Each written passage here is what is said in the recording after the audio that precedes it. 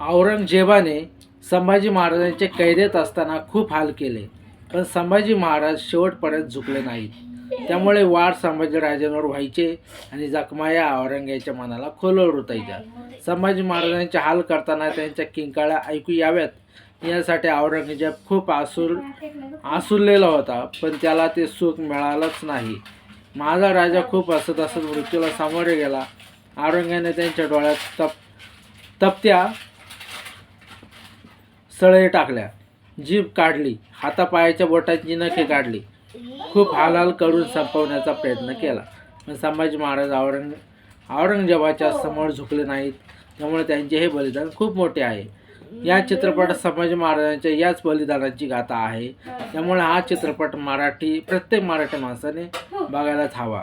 हा चित्रपट बघताना खूप यातना होतील, शेवटच्या अर्ध्या तासात तर खूप रडू येईल, पण तरी हा चित्रपट बघा.